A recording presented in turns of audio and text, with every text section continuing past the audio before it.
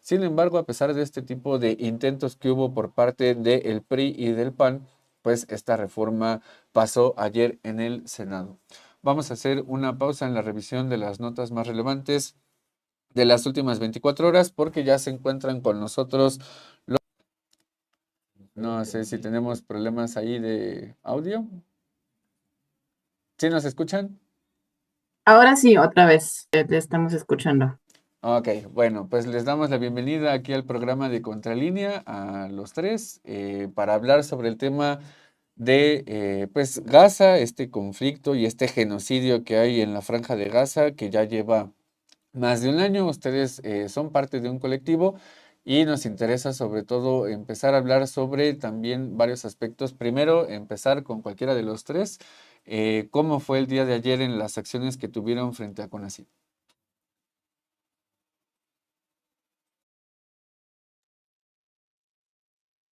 A ver quién. Empiezo yo entonces.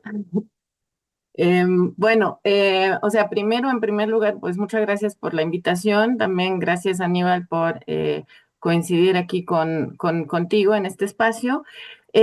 Bueno, la actividad ante CONACYT fue el 29 de noviembre, que fue el Día Internacional de Solidaridad con el pueblo Palestina, para apoyar, digamos, la lucha por una Palestina libre y en contra del genocidio que actualmente se hace en Gaza.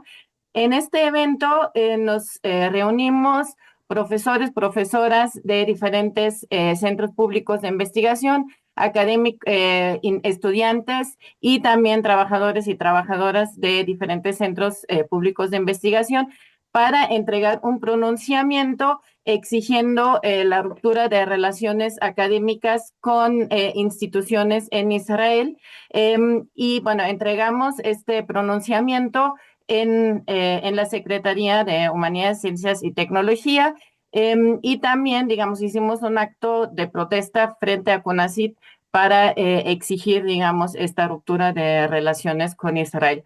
No sé si Octavio o Víctor también quieren digamos, añadir algo a este aspecto. Muchas gracias, igualmente.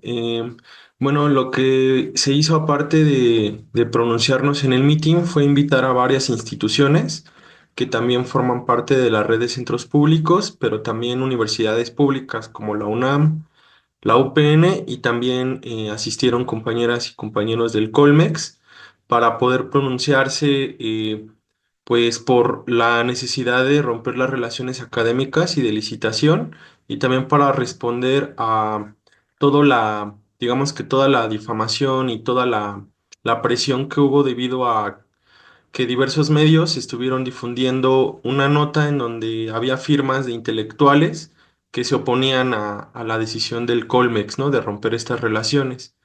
Y pues bueno, estamos en espera de poder agendar una reunión para poder pues dar avance, ¿no? A esta ruptura de las relaciones y poder seguir avanzando con la agenda, ¿no? Que implica que las instituciones de educación pública y los institutos de investigación pues no son neutrales, ¿no? Ante un conflicto armado en donde evidentemente Israel, con todo el peso y todo el financiamiento de Estados Unidos, pues está asesinando a miles de personas y despojándoles.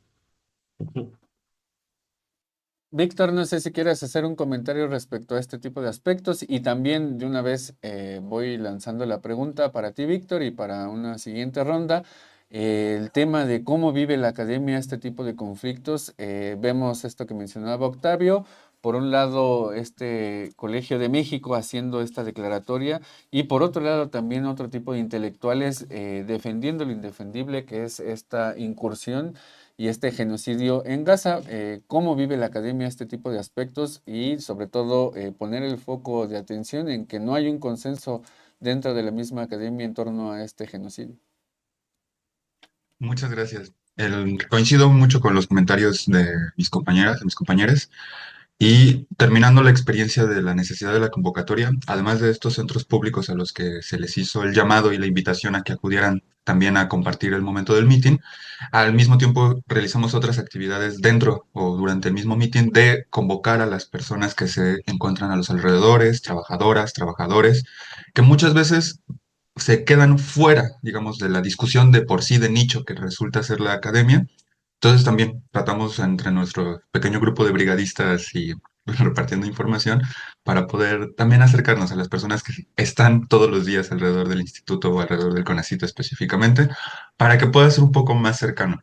Y eso es lo que nos lleva a la pregunta que nos planteas respecto a cómo se vive en la academia. No es homólogo, no es una experiencia que pueda ser homologable precisamente en esta necesidad de disputar también esos espacios y esos discursos.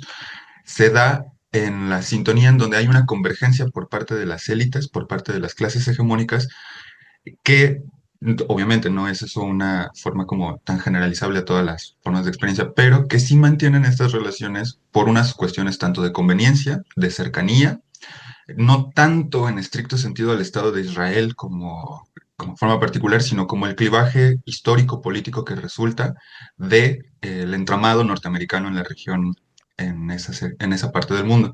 Y bueno, nosotros al estar tan cerca de Estados Unidos, nos repercute de manera directa tanto por convenios como por asociaciones, por tratos, además de estos aspectos académicos, solo por mencionar una información también aledaña a la población o a la sociedad civil. Mecorat, que es una de las más grandes empresas de tratamiento de agua en Israel, también, al menos desde 2014, ha tenido tratos con Conagua aquí en la Ciudad de México para poder diseñar, implementar y manejar nuestros sistemas de agua. Entonces, no solamente se encuentra dentro de esas esferas, y ahora sí aterrizándolo en cómo lo vivimos, bueno, al no ser una forma tan visible, tan notoria, directa, sino que está en esta forma sublimada a través de otras capas discursivas, muchas veces se nos queda de lado. Sin embargo, cuando empezamos a escarbar en estas formas concretas, en estas formas de los convenios, de quiénes están financiando, eso determina también muchas veces las directrices de muchos proyectos.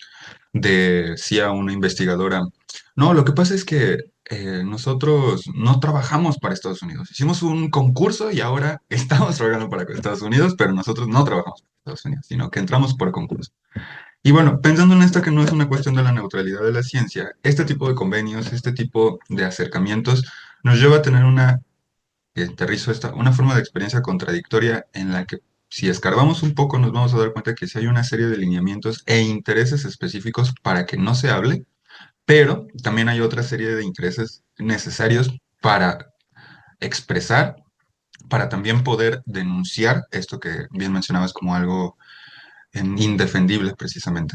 Entonces, ese es un poco también de una experiencia en la que no es una experiencia heterogénea, pero sí es una necesidad compartida el poder hacer claro, público, la denuncia ante este genocidio. Gracias. Y bueno, ahí Cristina, también el tema de los distintos conflictos que tiene el mundo. Estamos hablando ahora particularmente del tema de este genocidio en Gaza, pero también está el otro tema que es el conflicto en Ucrania y en la academia particularmente, digo, por otros espacios me ha tocado que hay revistas que incluso impiden que se hable de este tipo de aspectos o que incluso llegan a rechazar artículos también cuando se hablan de este tipo de situaciones. Entonces, en la academia también, y por eso iba también la pregunta, en la academia también se viven este tipo de prácticas por parte de universidades, por parte también de institutos, de impedir que se hablen de este tipo de aspectos. En este caso en particular, en las distintas instituciones con las que ustedes tienen contacto, no solamente el MORA, sino también el CIESAS y la UNAM, ¿cómo viven esta parte cuando ustedes deciden hablar de este tipo de conflictos en el mundo?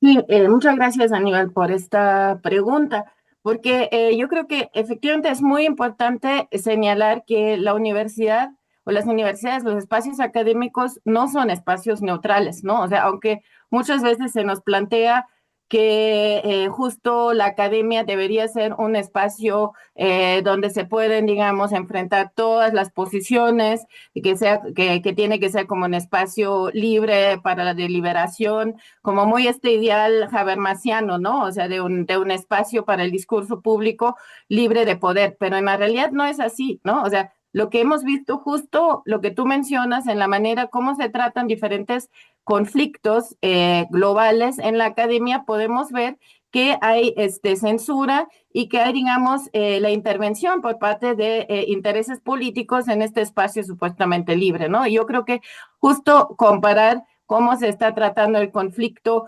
entre la OTAN, Rusia y Ucrania, ¿no? Cómo se está tratando, cómo ahí creo que de manera legítima e importante se está condenando la intervención rusa en Ucrania, ¿no? Entonces ahí hay como una postura y en el caso, digamos, de la agresión israelí en Gaza o también en Líbano, ¿no? O lo que también ahora vemos, digamos, cómo Israel aprovecha la situación en Siria para avanzar, digamos, en ocupar los territorios en el Golán. Entonces ahí sí vemos un doble tratamiento, porque ahí la condena a Israel es mucho menos unánime que en el caso, digamos, de la condena a Rusia, en el caso de Ucrania. Y también no se menciona que la mayoría de las universidades israelíes, como justo la Universidad Hebrea en Jerusalén, que digamos, donde fue cancelado o suspendido el convenio entre el Colmex y esta universidad, participa, digamos, en la formación técnica digamos, de militares, digamos, del ejército israelí y tiene muchos otros vínculos, digamos, con el ejército y con los organismos de inteligencia, digamos, israelíes que oprimen y controlan al pueblo palestino. Entonces, efectivamente, no hay, digamos, esta neutralidad de la academia. Tengo de todas formas también señalar que digamos que la universidad en México, el espacio universitario, es muchísimo más, digamos, abierto que y más libre para la discusión y para las diferentes posiciones que las universidades, por ejemplo, en Europa, donde efectivamente, digamos, el boicot académico es imposible, ¿no? O sea, los que promueven el boicot académico no pueden, digamos, pierden plazas, pierden becas, pierden posibilidades, digamos, de publicación. Última parte que mencionas, Cristina, para pasar contigo, Octavio, es, pues, digamos, parte de las consecuencias que tiene este tipo de aspectos. Lo decían ustedes bastante claro, no puede haber una academia neutral, hay intereses también políticos e incluso hasta económicos en este tipo de aspectos, como mencionaba Víctor hace un momento, y preguntarte particularmente, Octavio, desde los estudiantes, desde las y los estudiantes, cómo viven este tipo de aspectos también al momento, pues, de hacer su labor de investigación. Es parte también de lo que hacen al estar estudiando, en este caso en el Instituto Mora. ¿Cómo lo viven? Sí, muchas gracias. Pues bueno, la experiencia de la guerra y el genocidio a un año que deja ver más de 70 años de opresión y de dominación colonial de Israel hacia Palestina y en particular a países de Medio Oriente, pues sí ha impactado no solo en las investigaciones, sino en la manera en la que abordamos las clases, en la manera en la que discutimos los conflictos sociales y no puede estar al margen jamás de del análisis como el problema de Medio Oriente, ¿no? Y más cuando acaba de haber una reciente renovación de la presidencia por parte de Trump en Estados Unidos, de que se hace más evidente una crisis de la hegemonía y que de alguna manera impacta en la región de América Latina, en las universidades y en países que de alguna manera no pueden poner freno, ¿no? En ese sentido, la participación estudiantil evidentemente dentro de las aulas sigue siendo limitada y es por eso que se han dado articulaciones entre docentes, trabajadoras, trabajadores, entre estudiantes de diferentes universidades, centros públicos, para articular esfuerzos y sumarnos al llamado de BDS, ¿no? Creo que este llamado es la tarea mínima que como estudiantes, que como docentes, que como instituciones tenemos para poder frenar esta guerra y también para posicionarnos frente al conflicto, ¿no? Evidentemente que es limitado incluso lo que se podría hacer en el BDS, pero ya es un impacto muy fuerte llamar a estudiantes a que se posicionen, a que firmen un pronunciamiento. Y cabe decir que, bueno, el colectivo Mora es uno, está el CIESAS, está el CIDE, está el Colmex, está la Asamblea Interuniversitaria Popular con Palestina, está la Plataforma Común con Palestina, es decir, hay un conjunto de espacios en donde estudiantes convergemos con docentes, trabajadoras, trabajadores y presionamos en común, ¿no? Aunque pareciera que están un poco ahí divididas, no, en realidad estamos sobre una misma línea y evidentemente que el genocidio y la guerra marca nuestras vidas, marca nuestra experiencia estudiantil y también marca las investigaciones. Entonces, esta tarea implica también el llamado incluso a convertir los espacios de investigación en espacios libres de apartheid, ¿no? Como un llamado internacional para que también las instituciones, digamos que asuman un compromiso de no comprar discursos, ¿no? Y de no seguir financiando y generando licitaciones a empresas que sí, en efecto, está demostrado que están financiando la guerra en apoyo con Estados Unidos, ¿no? Entonces es un poco como lo vivimos, el análisis no solo se da dentro de las aulas, se da en los espacios de discusión asamblearios, en los espacios de colectivos, y creo que esto hace que la academia sea más crítica, ¿no? No podemos separar lo que se estudia de la realidad, ¿no? Y esto siempre tiene que estar como de alguna manera en constante dinamismo, pues para hacer de las investigaciones críticas, hacer de las investigaciones responsables y éticas con el momento que vivimos. Bueno, estos aspectos que tocas ahora en tu participación, digamos que permiten ver también en gran medida cómo los estudiantes y las estudiantes viven este tipo de aspectos. Y para ponerles un poco más de contexto, hace unos días estábamos hablando acá en el programa con otra investigadora, con la doctora Ornella de Gasperín, y nos mencionaba ella en su análisis también cómo incluso este tipo de conflictos, los dos, tanto en Ucrania y particularmente el de Gaza, pues tienen también consecuencias y que afectan también al cambio climático por la cantidad de bombas que se han tirado en estos dos conflictos. Particularmente es desastroso lo que sucedió en la Franja de Gaza, la cantidad de bombas que cayeron ahí en este territorio en tan solo un año no se equipara a la cantidad de bombas que se tiraron, para poner, digamos, un dato más, con la cantidad de bombas que se tiraron durante la Segunda Guerra Mundial. Entonces, para dimensionar también cómo los conflictos en los últimos 80 años han sido modificados y cómo también este tipo de intereses pues tiene consecuencias. Tan solo la doctora Gasperín daba el caso de el cambio climático y nos mencionaba que por este conflicto al menos 60,000 personas en el mundo tendrán un efecto directo como parte de la contaminación, pero también nos mencionaba otro tema que es particular, la forma en la que los medios de comunicación han informado a la población el tema de Ucrania y el tema de Gaza, y cómo hay muchas más notas de información con respecto a los niños ucranianos que mueren en el conflicto y a los niños que mueren en el territorio palestino. La cobertura mediática es totalmente asimétrica. Y parte también de lo que ustedes están haciendo, pues es romper este tipo de cerco mediático que hay con las declaraciones y con todas las actividades que ustedes tienen. Víctor, particularmente preguntarte a ti, ustedes hicieron una declaración como colectivo que tiene 4 puntos y hace un momento Octavio mencionaba esta campaña internacional BDS y quería preguntarte qué significa también para que la audiencia tenga un mayor conocimiento de lo que es esta campaña. Claro que sí, muchas gracias. BDS son unas siglas en inglés de una iniciativa también, creo que Octavio ya lo mencionaba muy acertadamente, igual la doctora Pirker, que este conflicto no inició hace un año. Y también, nada más para aclarar algunas cuestiones, evidentemente el conflicto en Gaza no es una guerra, es un genocidio, porque para que pueda considerarse como una guerra en el entendido de las leyes marciales, tendría que haber una simetría entre las fuerzas encontradas.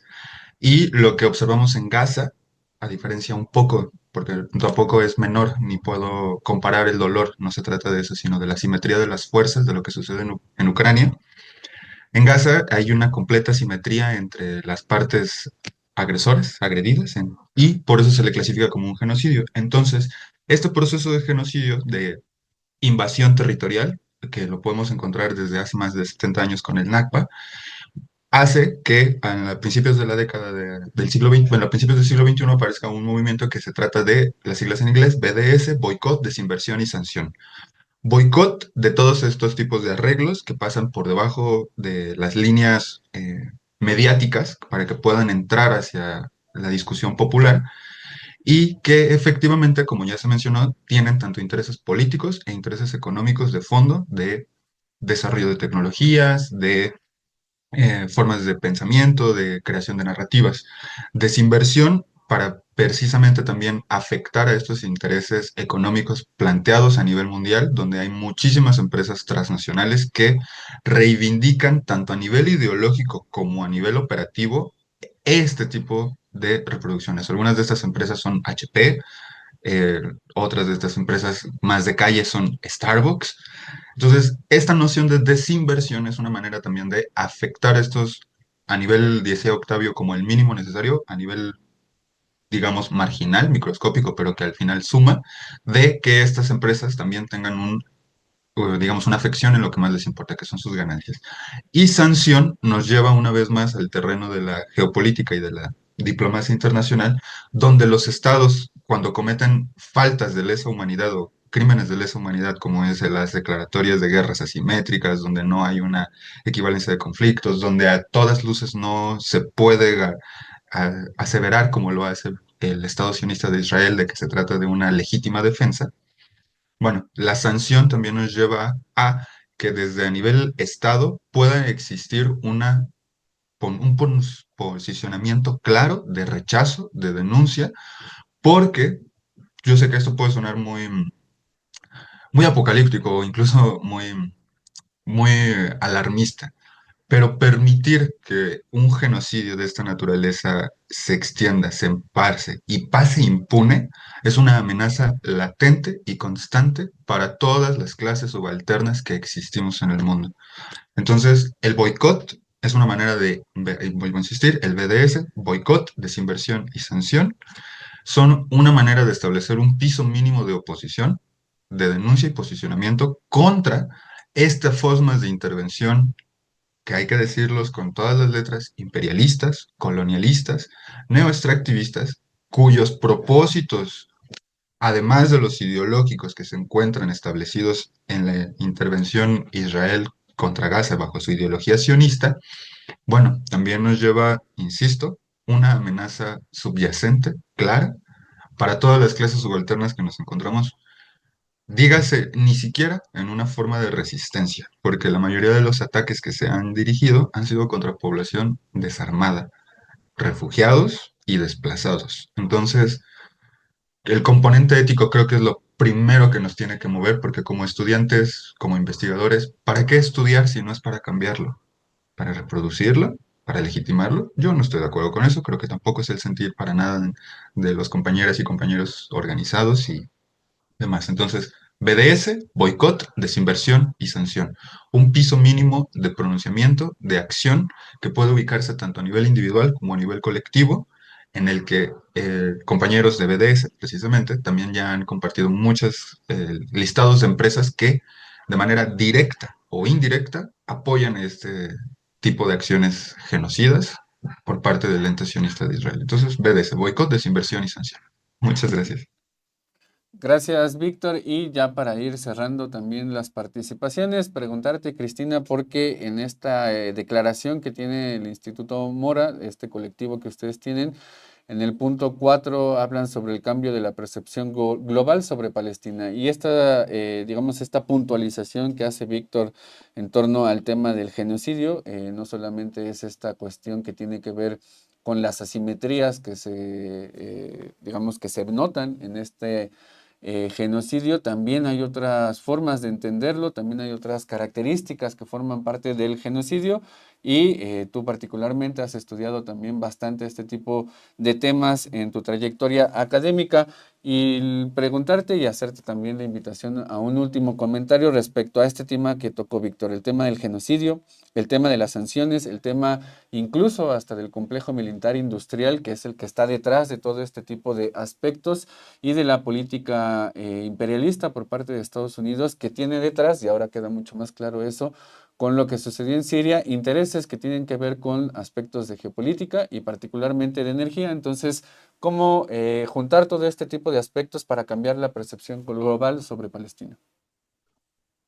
Sí, muchas gracias pues por esta pregunta. Mira, hace unas semanas cuando Enzo Traverso estuvo aquí en la UNAM justo para hablar sobre Gaza ante la historia, o sea, qué significa el genocidio de Gaza para los que estudiamos los procesos, digamos, del pasado a reciente, él dijo una cosa muy importante, él señaló, la memoria colectiva, si no nos sirve para luchar, para prevenir, para combatir un genocidio, no nos sirva para nada, ¿no? Entonces, también un poco complementando lo que ya señaló Víctor, ¿no? O sea, que justo las investigaciones nos tienen que servir para tener argumentos para romper estos cercos informativos, pero también el cerco académico, que por ejemplo promueve hablar en el caso de Gaza de un conflicto entre Hamas e Israel y no de lo que es un genocidio en contra de la población civil en este territorio, ¿no? Y efectivamente, o sea, yo creo que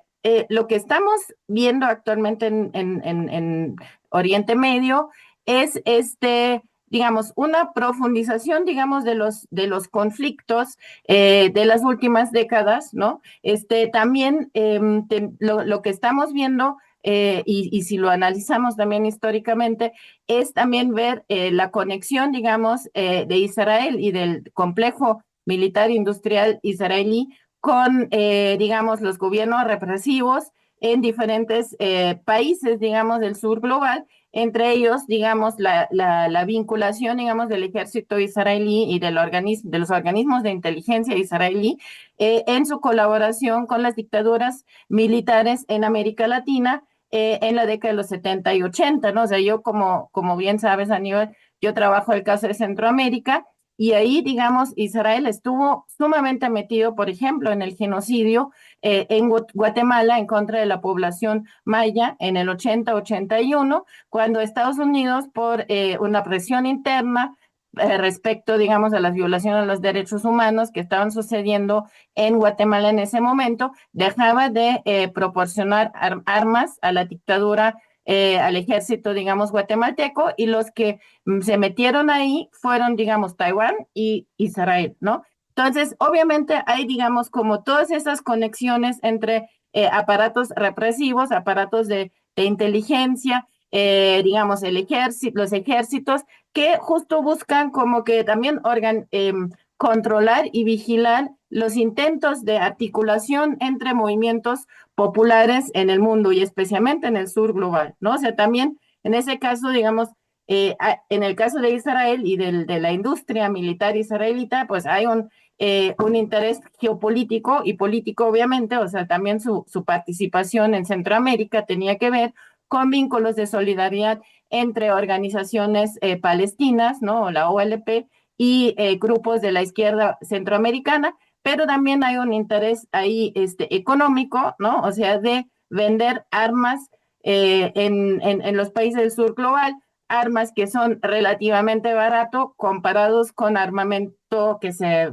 produce en los países del norte global, y también, digamos, de vender, digamos, también software y cuestiones así para vigilar, digamos, a las organizaciones de la sociedad civil, a movimientos sociales en diferentes países, como el software de Pegasus, que también se ha utilizado, digamos, en México, que también se sabe que se ha utilizado en Colombia para vigilar, digamos, activistas y lideresas sociales de organizaciones de derechos humanos, etcétera, ¿no? Entonces, yo creo que para complementar un poco lo que señalaron mis compañeros, luchar contra este genocidio es, por una parte, yo creo que un acto de humanidad, de solidaridad, digamos, con el sufrimiento de un pueblo, ¿no?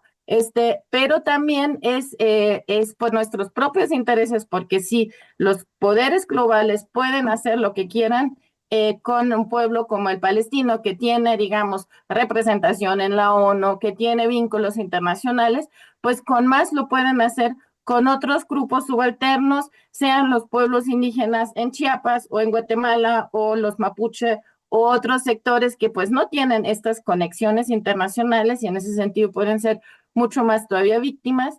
Y además, digamos, yo creo que también es importante defender nuestro derecho a la libertad de investigación y libertad de expresión en las universidades, o sea, de que podemos nombrar un genocidio como genocidio, que Y Octavio, pedirte un último comentario y no podría dejar pasar de lado este tipo de aspectos que también mencionó Cristina. El caso de Guatemala también es una larga historia que tiene ahí con Israel y que bueno, hay varias investigaciones al respecto. Una de ellas es un artículo que lleva por título Guatemala y la creación del Estado de Israel. Hay una amplia historia y varias relaciones ahí entre estos dos estados. Octavio, un último comentario para ir cerrando ya esta entrevista. Sí, muchas gracias. Pues como comentaba mis compañeros, mi compañera, vamos a estar realizando el siguiente año diversas actividades. Vamos a intentar impulsar a espacios político-culturales, cineclubs, para que estudiantes, docentes y personas cercanas al Instituto Mora puedan acercarse a conocer y a discutir un poco más al respecto de lo que está sucediendo en Medio Oriente. También queremos impulsar la campaña para que podamos convertir el instituto en un espacio libre de apartheid. Estamos como en procesos de eso también, en función también de que las licitaciones a empresas como HP y de software ya no estén dentro del centro de investigación, ¿no? La idea es que estas licitaciones desaparezcan, no se renueven y que podamos conseguir que no se vuelvan a generar, ¿no? Igualmente, estamos al pendiente de una cita, una reunión con Rosaura Ruiz, la directora de CONACYT, con quien vamos a poder platicar más a fondo al respecto de la necesidad de romper relaciones académicas y bueno, y de licitación con empresas de Israel. Creo que las razones, mis compañeros ya las expusieron muy claramente del por qué es importante realizar esto como un mínimo necesario. Y pues bueno, invitarles a que estén atentos a nuestras redes sociales, también a que puedan compartir el pronunciamiento que hemos difundido en nuestro Instagram, en nuestro Facebook, con las firmas de más de 400 personas de diferentes centros de investigación, pero también universidades, de otros espacios, para que esto se pueda seguir difundiendo y podamos tener mayor presión. En tanto que haya mayor presión pública, es que las instituciones van a poder de alguna manera no solo acceder, sino responder a un llamado que nosotros estamos haciendo de manera legítima, ética y frente a un genocidio que no se puede seguir, no se puede seguir solventando, ¿no? Solo recordar que México es el primer socio comercial de Israel acá en América Latina, ¿no? Y que el BDS, que es una ruptura académica que estamos planteando, es el mínimo, ¿no? Pero lo ideal es que no haya relaciones con Israel ni siquiera a nivel de gobierno, ¿no? Apenas se declaró el gobierno como bueno, que está apoyando las investigaciones contra el genocidio en Palestina por Israel, pero creemos que está bien, ¿no? Enunciativamente, pero es importante acciones, ¿no? Acciones que eviten que esto se siga reproduciendo. Entonces, pues bueno, esa es la invitación. No sé si mis compañeras y compañeros quieran agregar algo más. Y de nuestra parte, pues agradecer mucho el espacio. Octavio, Víctor y también Cristina por esta entrevista. Esperamos pues seguir de cerca también este tipo de aspectos, este tipo de acciones que ustedes hacen, porque son justamente relevantes para romper el cerco mediático que hay en torno al genocidio existente contra los palestinos. Les agradecemos y les deseamos un excelente día. Hasta luego. Chao. Y pasando ahora a este mismo tema, tenemos preparado ahí un video de la presentación que hicieron ayer de este pronunciamiento en CONACYT. Vamos a verlo. para solicitar de CONACYT la ruptura de relaciones académicas con instituciones de Israel. Voy a empezar a dar inicio de este pronunciamiento. Con ocupación no hay educación. Ciudad de México, 19 de septiembre de 2024. Directora de CONACYT, Rosaura Ruiz, a los directores y directoras de los centros públicos de investigación. El genocidio contra los y las palestinos ocurre en un contexto mundial de creciente islamofobia, una forma de racismo que discrimina a todo aquel que se percibe como musulmán o árabe. Según cifras oficiales, este genocidio ha terminado con la vida de más de 40.000 personas en Gaza, de las cuales más de 15.000 son niños y niñas, y además aproximadamente 21.000 niños y niñas se encuentran extraviadas o extraviados. También ha supuesto la violencia de los colonos israelíes en contra de las y los palestinas de Cisjordania, con un saldo de cientos de muertos.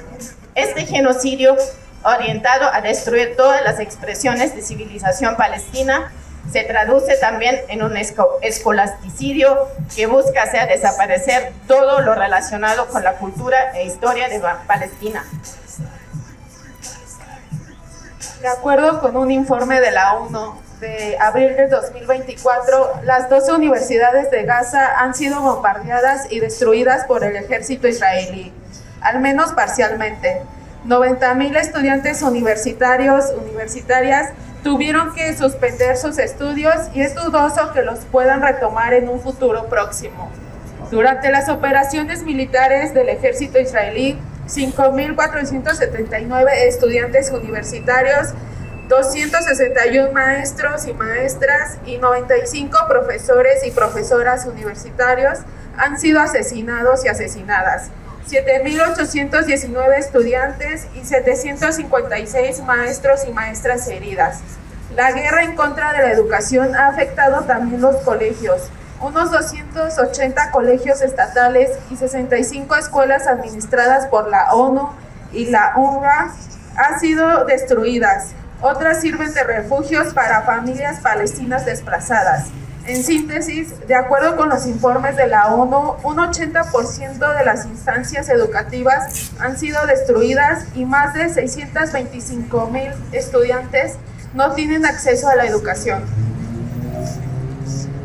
El bombardeo y la destrucción de bibliotecas, archivos, centros culturales, museos, 227 mezquitas, 3 iglesias, cementerios, además del robo de piezas arqueológicas por soldados israelíes, evidencia la sistematicidad con la cual el Estado israelí busca erradicar el legado cultural, la historia y la memoria de las y los palestinas. La violencia perpetrada por el Estado de Israel no solo está dirigida a matar y desplazar a los palestinas y palestinos. Pasar a las notas más relevantes de las últimas 24